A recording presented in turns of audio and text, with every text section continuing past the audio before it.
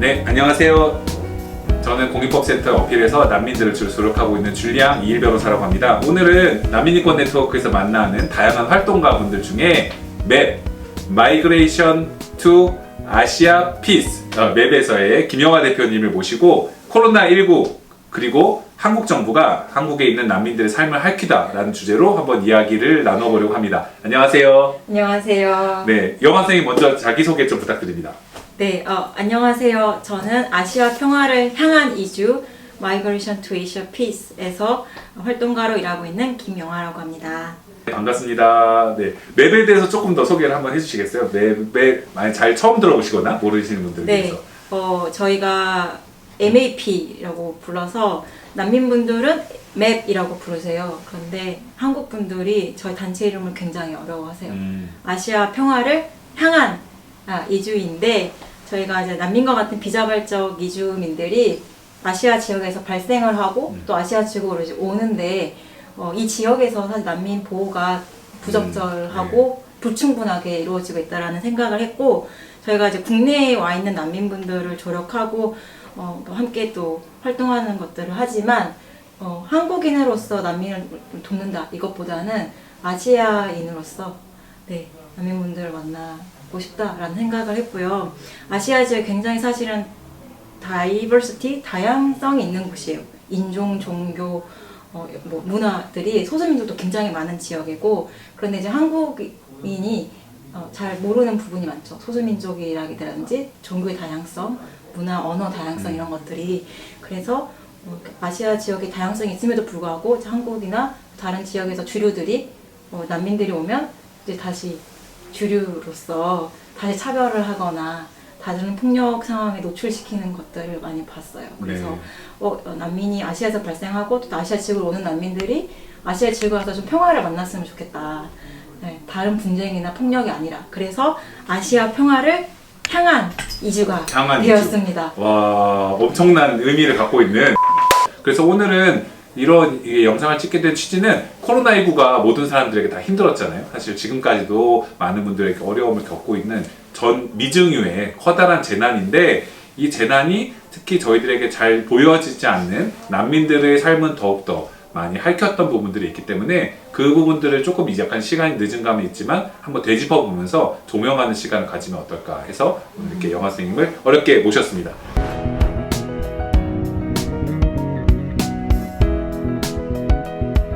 첫 번째는 방역과 정보에서의 배제에 관련된 부분인데요.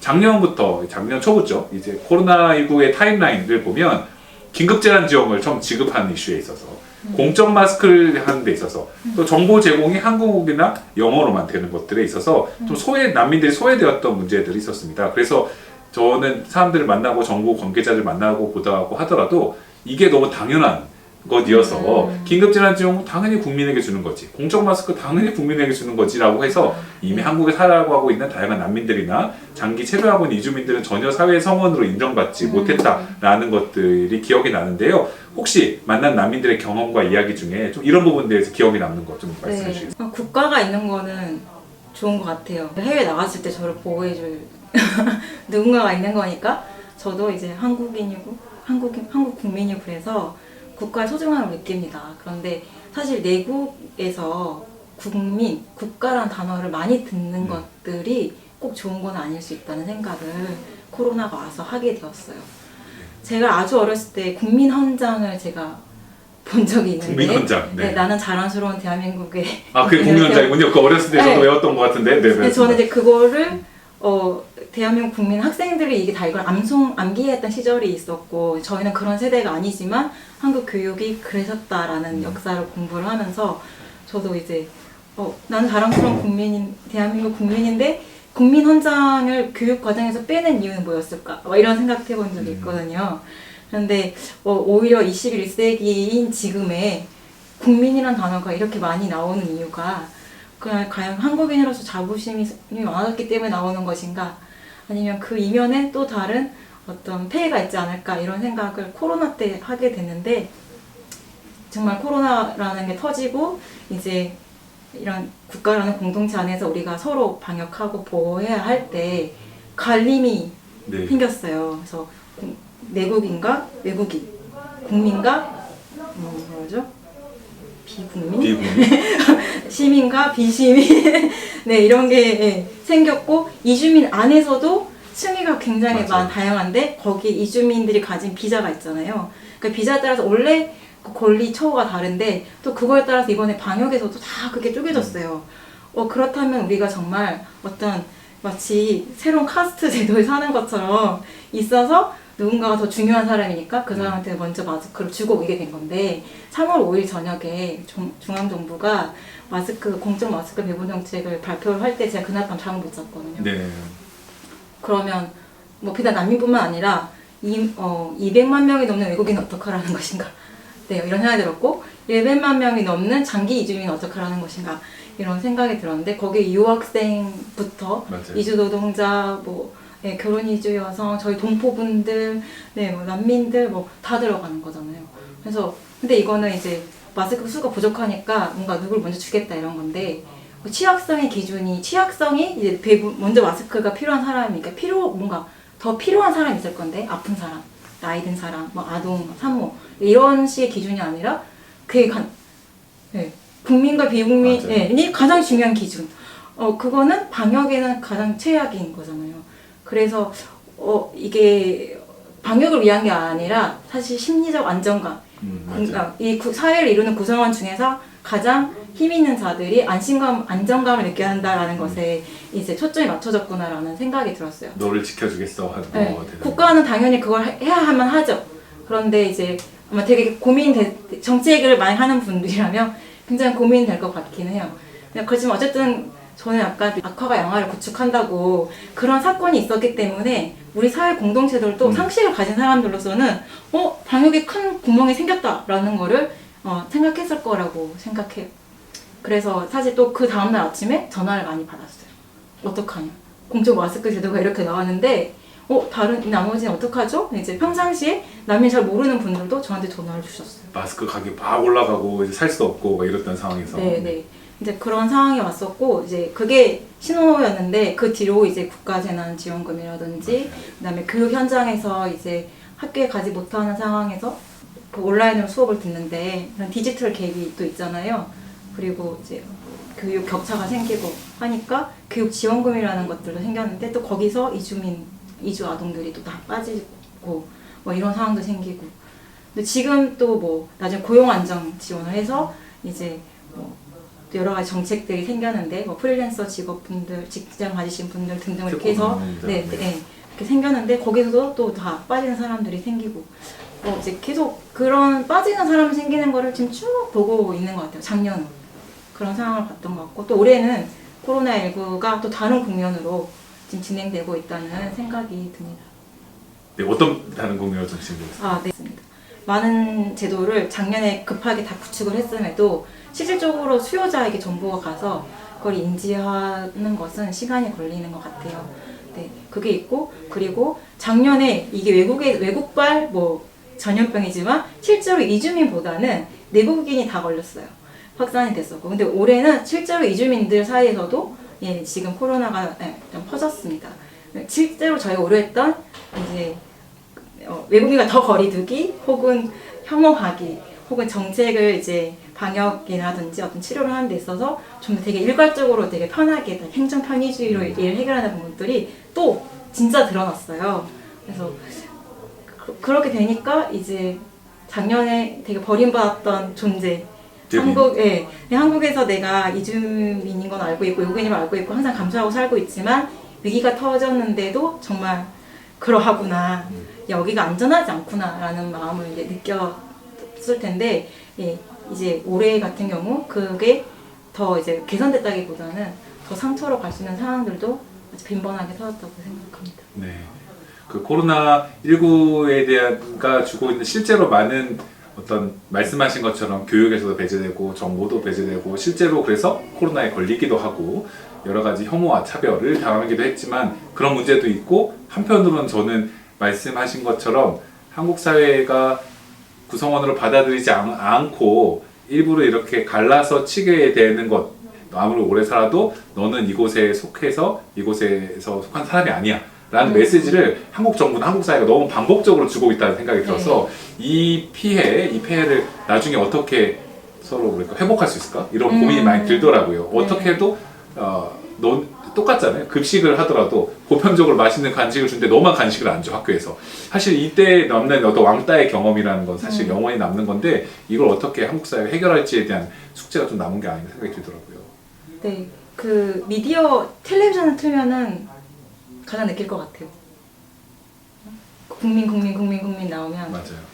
네, 그걸 느낄 것 같고 그걸 보는 국민도 불안할 수도 있을 것 같아요. 네. 이런 상황을 알고 있는 사람이라면. 제가 우려하는 거는 한국에서 자라고 있는 이주민 2세대들, 난민 맞아요. 2세예요. 교육지원금이 아이가 나왔을 때 저희 사무실에 전화가 한 통 왔는데 인도적 체류자로서 10년 넘게 살고 계셨던 분인데 아빠였어요. 그냥 아버지가 울먹이면서 전화를 하셨어요. 처음 전화를 받아서 뭔가 도움이 필요하다, 정보가 필요하다 이런 게 아니라 저희 학교에서 중학생의 딸이 왔는데 통지문을 받아서 왔다. 근데 거기에 자기는 대상이 아니라는 거가 쓰여 있다. 근데 얘가 와서 지금 운다. 제가 한국인이 아니군요. 그러니까요. 네. 근데 그래서 이제 그분이 그 마음이 너무 아파서 제가 전화를 걸었다. 근데 제가 뭘 해줄 수 있는 게 없는데, 그래서 그런 상황이거든요. 근데 저는 사실 진짜 그 청소년과 이야기를 하고 싶어요. 네. 어떤 마음이었는지, 그리고 그런 자기 상처를 또 어떤 식으로 자기 반의 구부랑 선생님에게 사실 공유를 해줘야 하는 건지, 어떻게 표현해야 되는 건지, 그거를 사실 진짜 말을 하고 싶었어요. 네. 그래서 그리고 또 다른 또 애니도트는 저희 사무실에 난민분들이 같이 이제 일을 하고 있습니다. 난민 인정자분도 계시고 인도적 치료자분도 계세요. 근데 난민 인정자와 인도적 치료자에게 주는 처우가 달라서 마스크 때도 건강보험이 있고 없고 이런 게 다를 수도 있고, 그리고 그 재난지원 같은 경우도 서울시는 인정자에게는 줬어요. 근데 인도적 치료자는 안 됐고, 그랬을 때 이 사무실 안에서 살벌하다. 거기서 요새 벽이 세워지는 듯한 느낌. 난 다르구나 이런. 근데 저희가 그리고 그거를 관련해가지고 뉴스 정보를 만들어서 제공을 하죠. 네. 근데 이분들이 그걸 정리하고 같이 번역을 하고 있는데 비극이다. 네, 비극적인 상황이 생기고, 그리고 심지어 그 난민 뉴스 정보를 번역하는 자원봉사자도 난민이에요. 근데 자기는 거기 대상이 아니에요. 근데 그거를 번역을 하고 네, 그런 상황이고, 또 난민 인정자분이 이제 주민센터에 가셔서 신청하러 가셨는데 이분의 외모가 동남아시아 분으로 보입니다. 맞습니다. 그 여성입니다. 그랬더니 거기서 결혼 이주 여성 대우를 받는 거죠. 그래서 결혼 이주 여성은 할 수가 있어요. 근데 이 사람이 나는 싱글이고 결혼 이주 여성은 아니다. 난 난민 인정자다라고 하니까 당신은 대상자가 아니다. 가라. 그래서 그 실제로 되지만 사실 서울시는 준다고 했지만 정책도 나와 있고 홍보도 했지만 신문 현장에서 네, 난민이 누군지, 난민 인정자한테 왜 이걸 줘야 되는지, 네, 그런 것들 모르는 겁니다. 그래서 뭐 따지는 거죠. 네. 그래서 그 싸움이 또 생기고 인정자 안 된다고 하니까, 네, 그런 것들이 있어요. 그래서 인정자를 준다라고 하는 것들 홍보가 되게 미비하게 되었어요. 굉장히 숨어 있어요. 홈페이지에서도 찾기가 어렵고 전체 외국인 주민들 지원 대상에서도 안 보여요. Q&A 들어가야지 보였어요.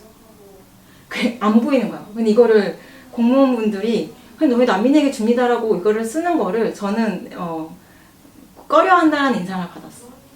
이제 국민들이 이거에 대해서 어떻게 생각할지 모른다라고 하기는 하는데 Q&A에서 숨겨서 찾고 찾아야 겨우 보이는. 찾아야 보이는 거예요. 네, 저희가 수많은 지자체의 이런 방역 혹은 재난지원금 정책을 다 확인을 했거든요. 절대 없기 때문에, 전면 페이지 없기 때문에 전체 문서를 다운로드 받아가지고 100페이지 넘는 것을 찾거나 Q&A 세션을 찾아야지만 찾을 수 있었어요. 배제돼 있기도 하고 실제로 배제하는 거가 무의식적인 거기도 하지만 실제로 무의식적이 아니라 의식적으로도 난민에 대한 어떤 지원한다는 것도 조심스러워하는 이런 네. 것도 저희가 확인을 네. 했던 거죠. 작년 한 네. 해 동안. 비극적인. 지금 비극적인 이야기죠. 저는 이제 이 이야기를 한 적이 있거든요. 서울시가 가장 먼저 그래도 난민 인정자에게, 맞아요. 그 중앙 정부도 이제까지 안 줬습니다, 여러분. 재난지원금을. 서울시만. 네, 안 줬습니다. 중앙 정부도 안 줬거든요. 근데 서울시 지자체가 어쨌든 이 지역 안에서의 보건, 지역 주민으로. 네, 보건을 위해서 지역 주민으로서 지원하기를 결정한 거죠. 사실 이건 굉장한 좋은 선례이고 아시아 지역에서 또 사실 회자되어야 되는 거, 선례를 회자되어야 되는 것이고 사실 또 한국의 언론에서는 외국에서 이주민에게 난민에게 어떤 식으로 하고 있다라는 것들을 많이 알렸어요. 근데 우리는 잘하고 있어도 알릴 수가 없는 거예요. 한국 언론에서도 해외에도 알릴 수가 없는 거예요. 저는 K 방역을 되게 잘했다고 자랑을 많이 했는데 K 방역 안에서 그러면 뭐 취약한 장애인분들 그렇죠? 우리 한국의 장애인분들, 노약자 그리고 이주민, 난민에게 어떻게 했느냐도 사실은 중요하잖아요. 맞아요. 네, 그걸 저는 잘 봐야 된다고 생각해요. 경험해 본 적이 없는 어떤 재난 상황에서의 전체적인 보편적 재난 상황에서의 어려움들이 정보 관계자라든지 지방 정부에도 있었지만 그래서 당연히 실수가 있을 수밖에 없었던 거긴 한데 이걸 잘 복기를 해서 앞으로 맞아요. 잘못했던 부분들을 더 해결해 나가고 좀 해야 되는 게 아닌가라는 그런 숙제가.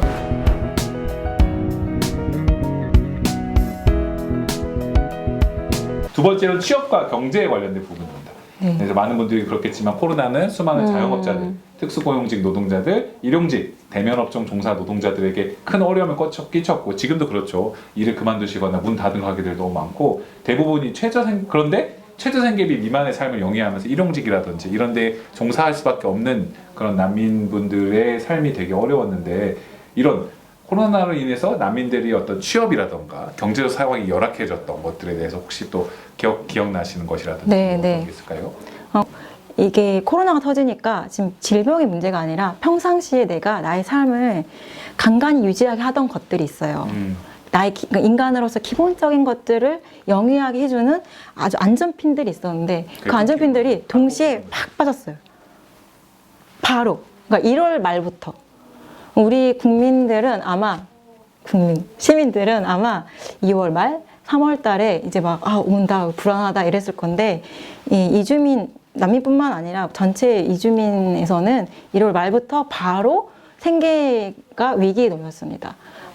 유치원 닫고, 직장 문 닫고, 쉼터도 문 닫고, 다 닫아서 바로바로 영향을 미쳤고, 저희가 바로 연락을 받게 된 것이 한부모 여성 가정이었어요.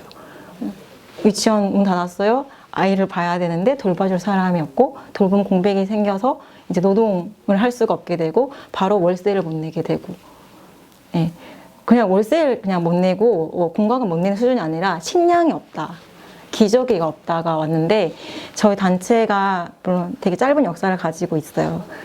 근데 그 짧은 역사 동안 난민을 실질적으로 설탕, 케첩을 보내야 되는 일이 생기지 않았어요.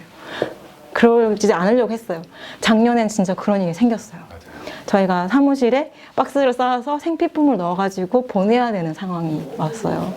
그게 1월 말부터서 월 말까지 계속되었었고, 저희가 이제 중앙정부에서 혹은 또 지자체에서 재난지원금을 이주민 난민에게 이제 지급하지 않았던 상황에서 이미 가정 경제가 무너졌기 때문에 이 위기 가정들 어떻게 하냐 그래가지고 이주민 영역에서 이제 기금을 모아서 전국에서 취약한 이주민 가정을 찾아서 지원을 했습니다.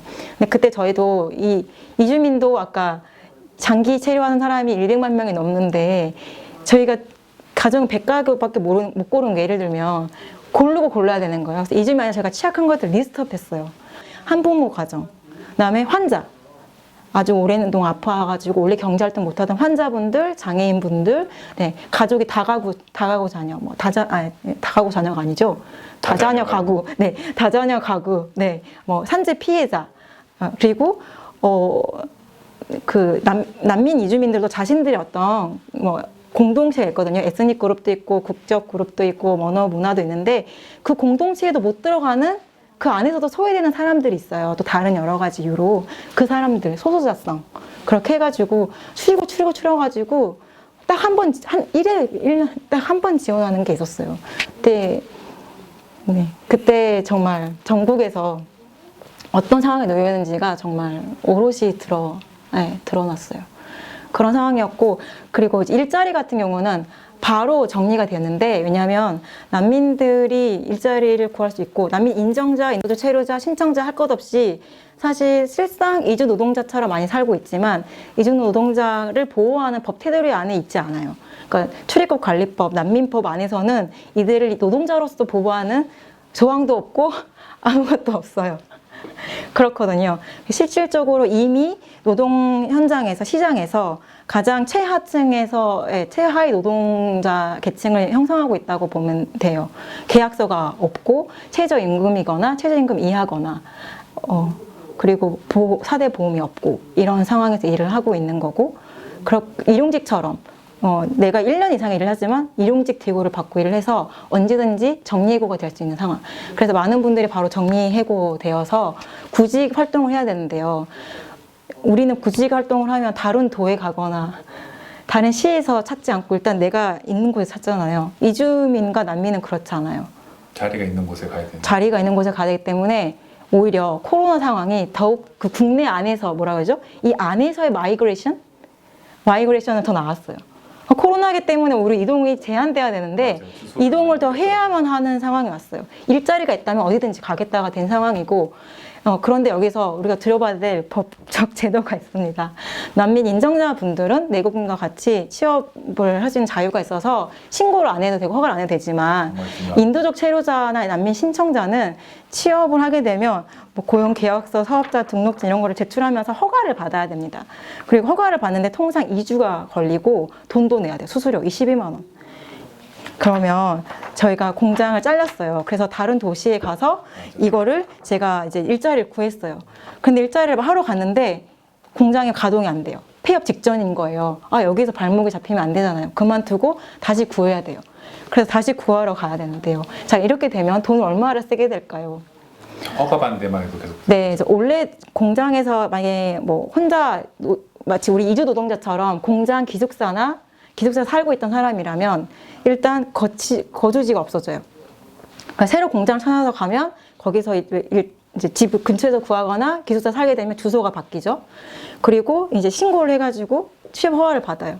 그러면 2주 동안 일을 할 수가 없어요. 일을 하면 안 되거든요. 12만 원 내고 일을 하면 안 되고 주소 변경을 또 신고를 해야 돼요. 그리고 다시 일자리를 또 근데 이제 새로 다시 찾았잖아요. 그렇게 되면 다시 2주를 기다려야 돼요. 그리고 또 12만 원 또 내야 돼요. 집을 다시 알아봐야 돼요. 모든 게 꼬여요. 돈이 일단 한 달에 일할 수 있는 시간이 날라갔고, 그러면 인컴이 소득이 없는 거고, 수수료 24만 원 냈고, 집을 구할 때도 부동산 수수료라든지 이 비용이 생기죠. 이사 비용, 교통 비용 다 생겨요. 가스를 연결했다가 끊어야 돼요. 이걸 한 달 안에 2-3번을 겪는 사람도 봤어요. 그러니까 이게 말이 안 되는 상황이 된 거예요. 그래서 위기 상황이잖아요. 어떻게 보면 코로나 팬데믹 우리는 전시라고 해요. 그 마카롱 대통령이 맨날 이러던데요. 뭐라 하더라? 제가 불어를 못하지만 누스 몽게를 이러던데, 그 대국민 담화 발표문에서 저희는 전시 상황에 있습니다라는 말을 수십 번 하더라고요. 코로나는 그런 상황인데, 그러면 평상시에 하던 것들도 위기 대응 체제로 바꿔야 된다고 생각해요. 출입국 관리도. 근데 그게 안 됐고, 그래서 더 그냥 평상시에 잘 일을 하고 자기 생계 자립을 하던 분들도 무너지는 상황을 많이 목격했습니다. 사회 안전망이 붕괴되어 있는 상황인데 그마저 지탱할 수 있는 국내에서의 어떤 수많은 안전핀이라고 표현하셨던 관계망들이 순식간에 그냥 한 번에 뽑혀버릴 수밖에 없는 난민들은 게다가 그 난민들의 각자 도생하는 것에 대하여 어떤 책임도 느끼지 않는 법무부, 그 다음에 그 제도적인 한계, 특히 취업과 관련된 부분, 이 정말 뭐랄까 아무런 그 대신 정부는 이에 관해서 이제 아무런 문제의식이라든지 얼마나 심각한 상황이었는지에 대한 어떤 위기감이나 그걸 자기의 일로 여기는 책임감이 전혀 없었기 때문에 그 어려운 상황을 모두 다 난민들이 그냥 짊어질 수밖에 없었던 다 어깨에 사실 그런 게 많은 시민분들이 느끼셨던 어려움보다 플러스 알파, 훨씬 플러스 알파 되는 것들을 이미 많이 겪으셨다라는 생각이 듭니다. 저는 뭐 따뜻한 일도 많았다고 생각해요. 작년에 오히려 정부랑은 달랐다고 생각해요. 시민 사회가. 그런데 올해 이제 확진자 이런, 그러니까 실제로 이제 질병 걸리는 사람들의 이주민이 생기니까 민심이 확 바로